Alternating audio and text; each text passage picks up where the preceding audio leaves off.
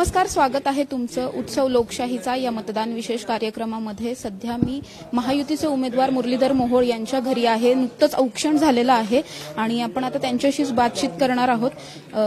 आपण पाहतोय की या ठिकाणी खूप मोठ्या प्रमाणामध्ये सध्या कार्यकर्त्यांची सुद्धा रेलचेल आहे। अण्णा, काय सांगाल? आत्ताच औक्षण झालंय आणि नगरसेवक ते आता खासदारकीपर्यंतचा प्रवास कसा वाटतो मागे बघताना?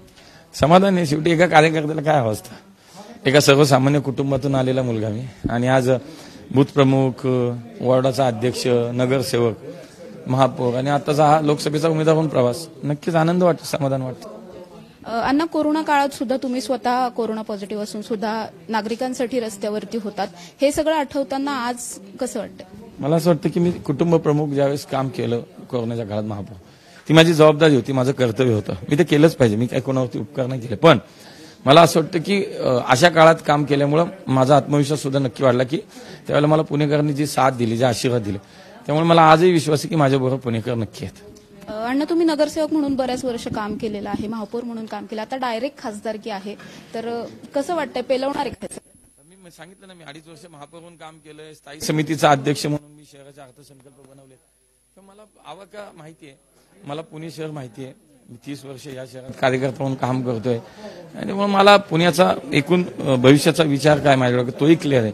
मला काही त्याच्यामुळे काही दडपण नाही, काही नाही। मला असं वाटतं मी खूप चांगल्या पद्धतीने लोकांनी विश्वास टाकल्यानंतर काम करतो। अगदी सर्वसामान्य कुटुंबातून तुम्ही येताय आणि आता इतक्या मोठ्या पदावरती जाताय, तर कसं वाटतं? हा सगळा प्रवास आठवतोय का? आज मतदानासाठी बाहेर पडताय ना की आज एका शेतकरी कुटुंबातून आलेलो, 10 बाय 10च्या घरात नवी पेठेमध्ये राहिला होतो आम्ही कुटुंब, तिथून आलेला हा प्रवास आज इथपर्यंत आलाय।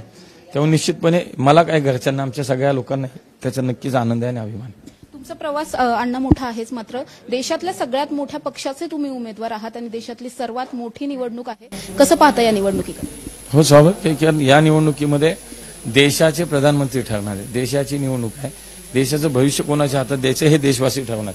मोठी निवडणूक आहे आणि मी त्याचा एक भाग झालोय, याचा नक्कीच आनंद आहे। प्रतिस्पर्ध्यांकडून तुमच्यावरती आरोप करण्यात आले, काल रात्री खूप मोठं नाट्य रंगलं, काय वाटतं? तुम्हीच सांगितलं नाट्य, त्यामुळे कळलं लोकांना काय आहे ते, कारण एकदा दोनदा ठीक आहे, लोक आता वारंवार केला ओळखतात, त्यामुळे त्यांना शुभेच्छा आहे।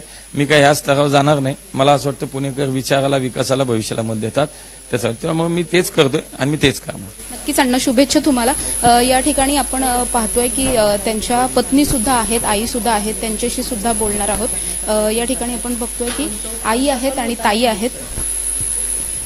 ताई, काय सांगाल? औक्षण झालेलं आहे आता, बोलायचं अजून कसं वाटतं? आता काय भावना? सगळ्यात मोठ्या निवडणुकीला नक्कीच थोडं भावनिक क्षण आहे हा, पण आपण लोकशाहीचा उत्सव साजरा करतोय आणि नक्कीच पुणेकर जनता आपल्याला आशीर्वाद देतील, साथ देतील असा विश्वासही आहे। तुम्ही या सगळ्या प्रवासामध्ये त्यांच्याबरोबर होतात, नगरसेवक ते आता खासदारकीपर्यंतचा हा प्रवास आहे आणि काय काय आठवतंय सध्या? नक्कीच थोडी भावनिक होतीये, पण जे काही काम केले त्याची पावती नक्कीच पुणेकर आज देतील। नक्की या ठिकाणी आई सुद्धा आहेत। आई, काय सांगाल? लहानापासून मोठ्यापर्यंतचा आता हा प्रवास तुम्ही बघितला आलाय, अतिशय सर्वसामान्य कुटुंबातून अण्णावरती आले, कसं वाटतं तुम्हाला?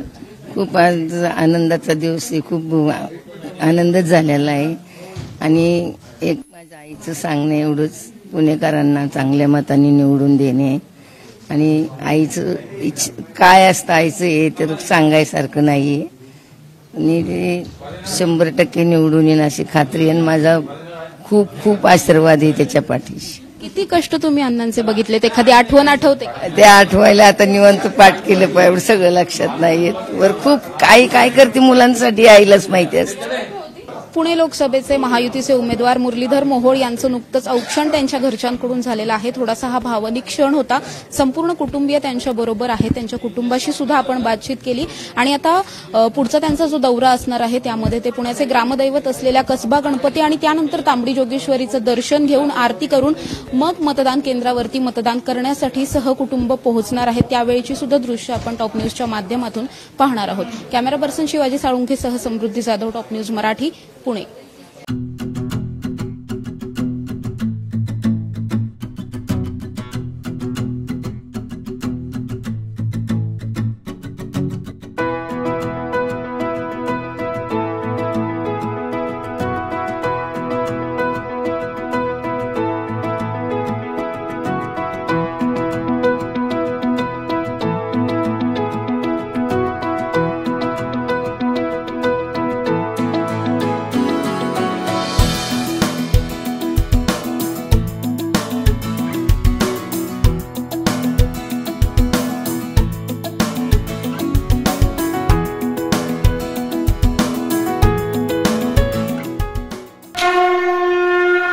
जय भोलेनाथ, जय जय Bholenath.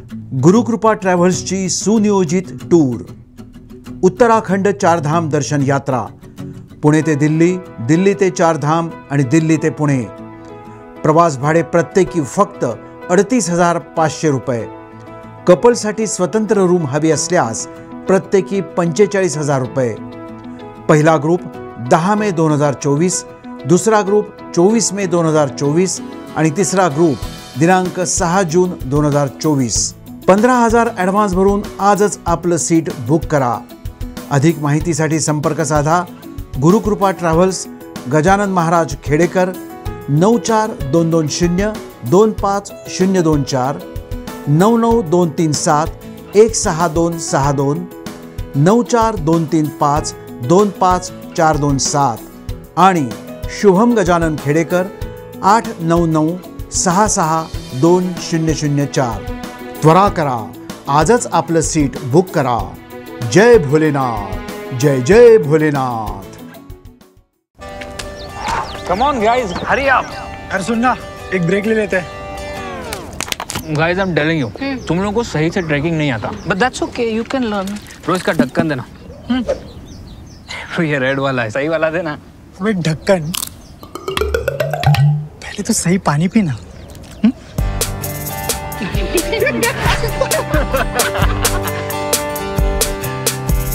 Manikchand Oxyrich, proudly Indian.